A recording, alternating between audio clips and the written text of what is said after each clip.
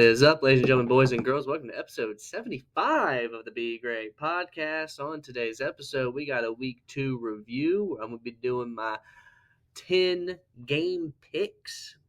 This week, it was a little bit more difficult to come up with the 10 games. This is a weak slate this weekend, which, kind of makes sense that week 2 would be a weaker slate to start the NFL season. Most people are kind of excited about that.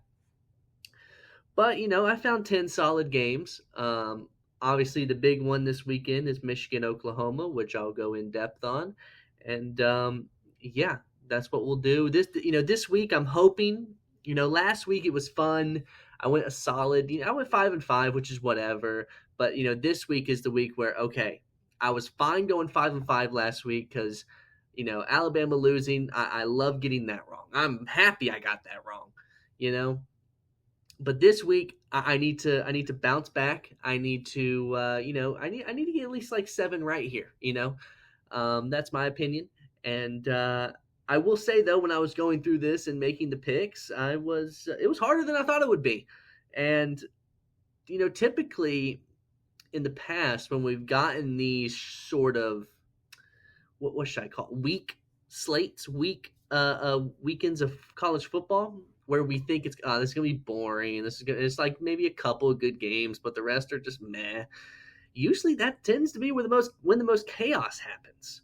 So I'm definitely interested and excited to see that.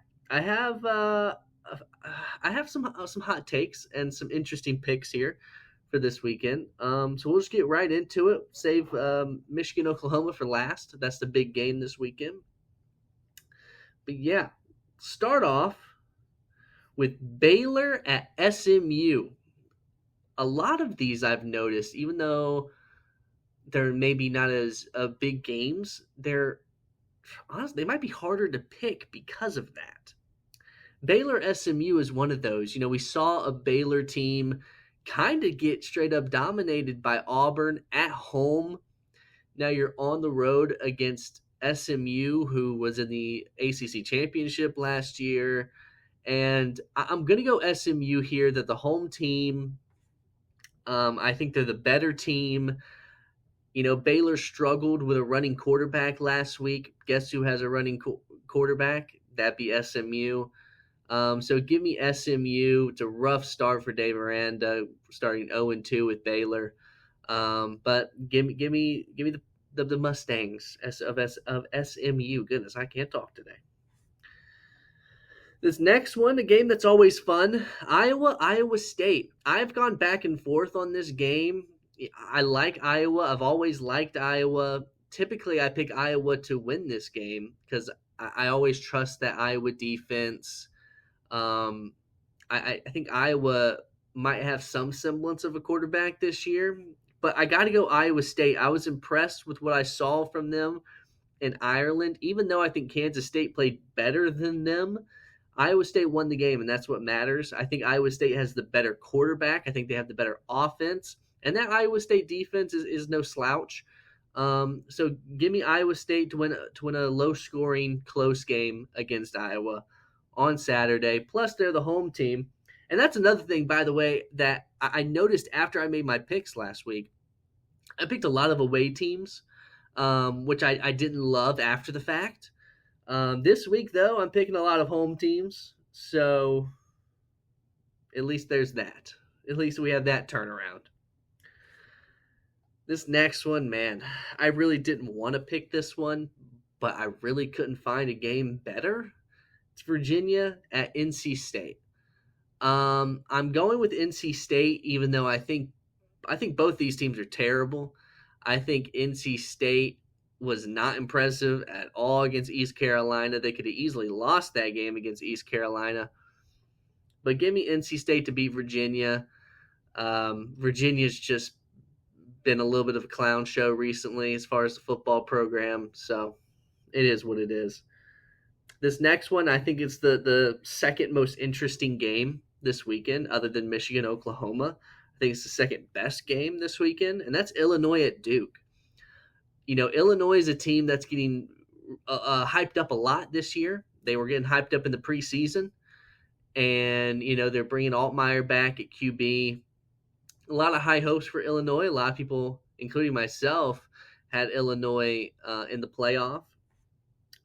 But you know what? I like Duke more. And I'm going to go with Duke. Not only are they the home team, I think Duke has a better quarterback in Darian Mensah. I think Duke has a really good defense.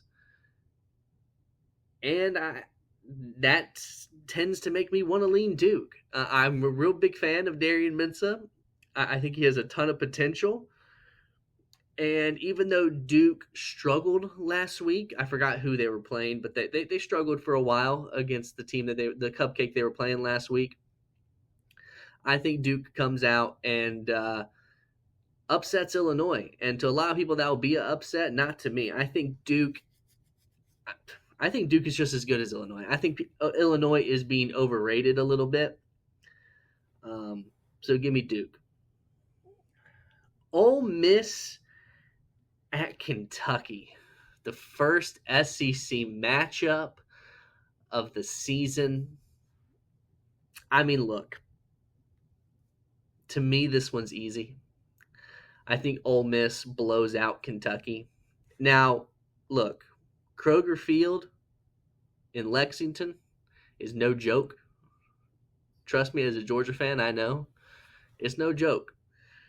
But with the way that it happened last season, where Kentucky only won one SEC game, and it was Ole Miss early in the season at Ole Miss, I think Lane Kiffin and that Ole Miss team are going to be looking for revenge.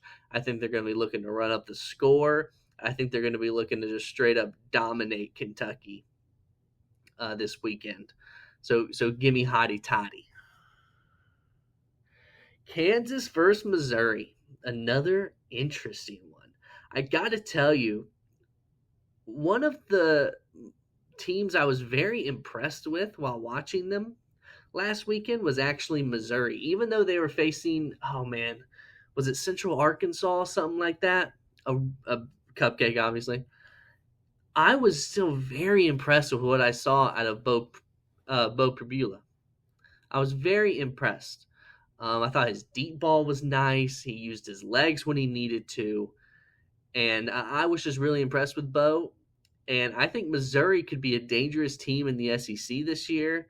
And Kansas, they did look really good against Fresno State.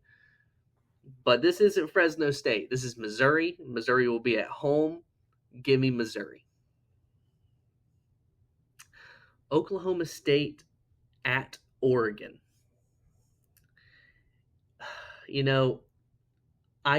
I really wonder how much longer Oklahoma State is going to continue to do the same song and dance with Coach Gundy.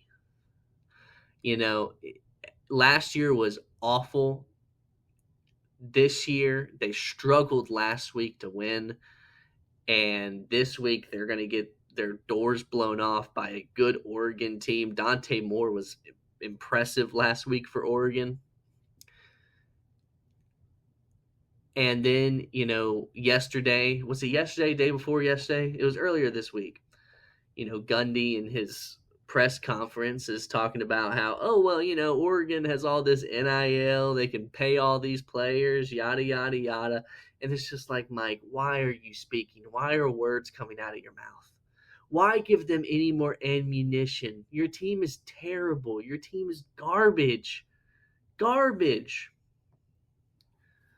Garbage. Okay? I mean, I think Oklahoma State faced Tennessee Martin or something like that last week. You're one to talk. Yeah, you have better NIL than Tennessee Martin, Mike. And then Dan Lanning had a nice little comeback saying, well, yeah, we do have deep pockets, but, there's a lot of programs out there that save their NIL money so that they have an excuse for when they lose. And I was like, okay. Well, okay then. Okay then, Dan. Okay then. I think Oregon blows the doors off Oklahoma State. I mean, Mike Gundy needs to be fired. He needs to be fired. We don't need to keep doing the same song and dance. Oklahoma State should be at the top of the Big 12 consistently. Right now, they're irrelevant. They're irrelevant.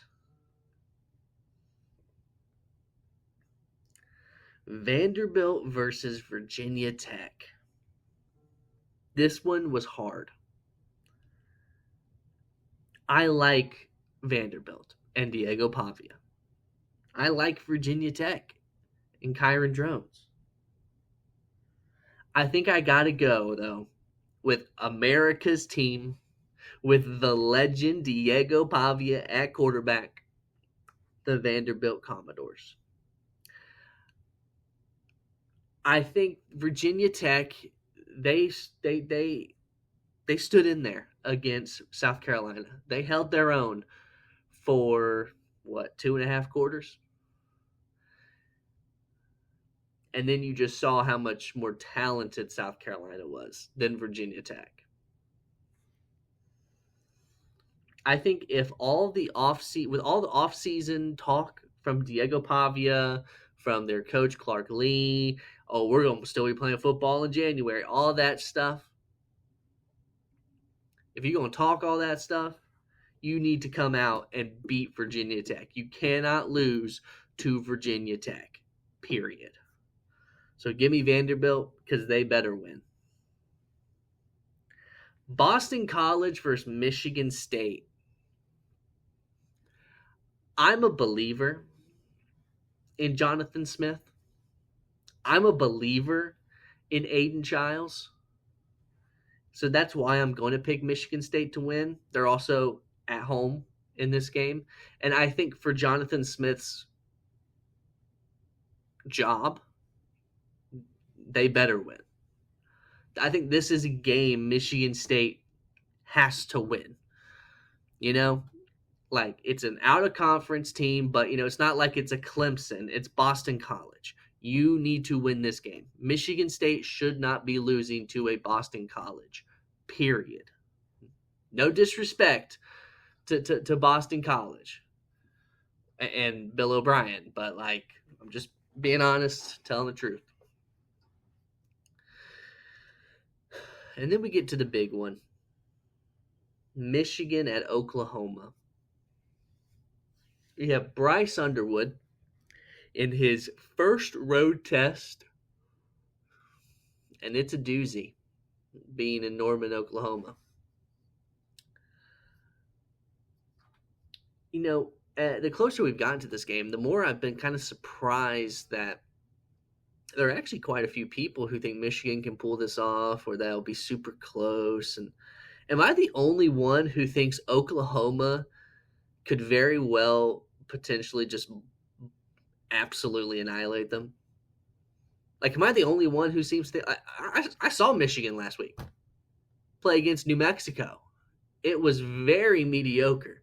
They couldn't pull away against New Mexico. New Mexico is a bottom-tier Mountain West team. They're not even the top of their own little conference over there in the Mountain West.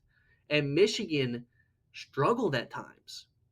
Michigan struggled to pull away.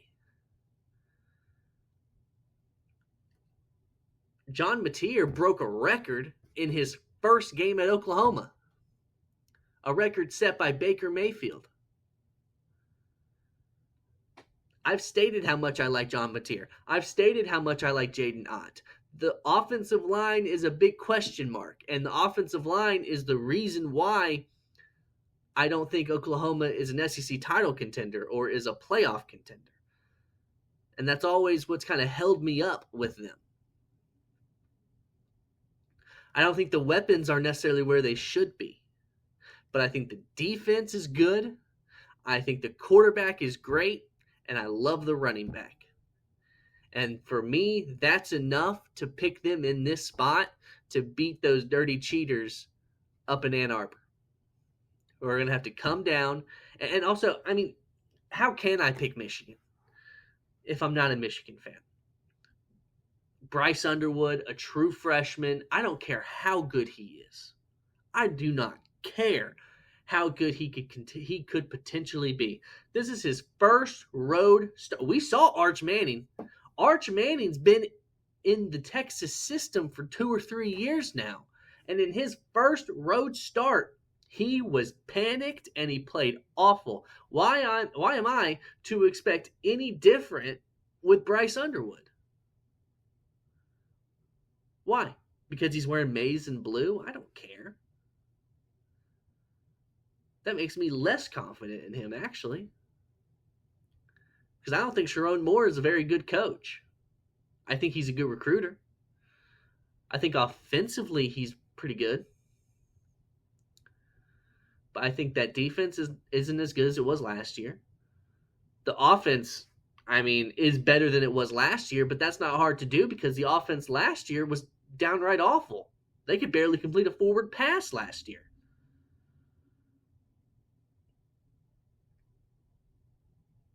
Give me Oklahoma. I think Oklahoma beats them by a minimum of 17 points. That's my opinion. I think Oklahoma just drops a bomb on Michigan. But those are the 10 games. Those are my 10 picks.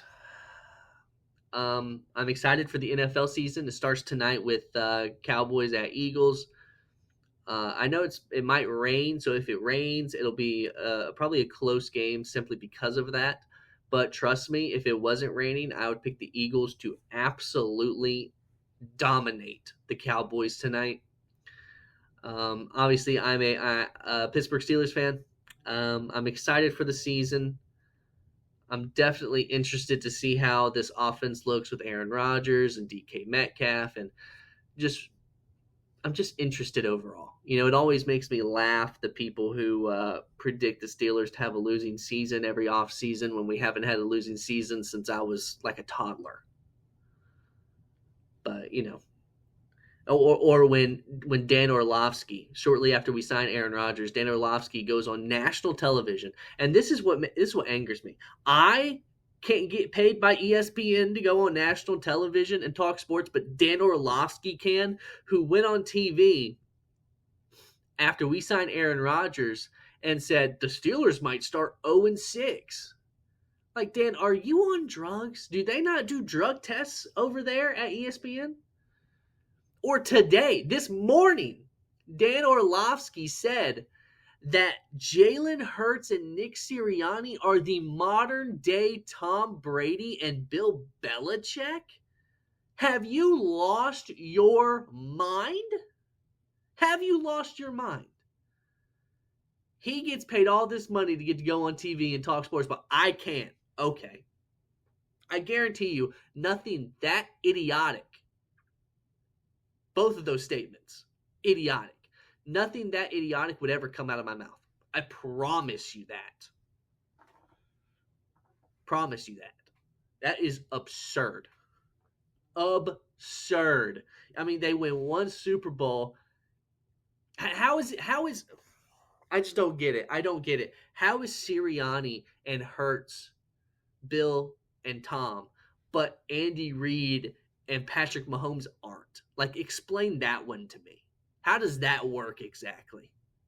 Oh, wait, it doesn't, because it's a moronic statement to make.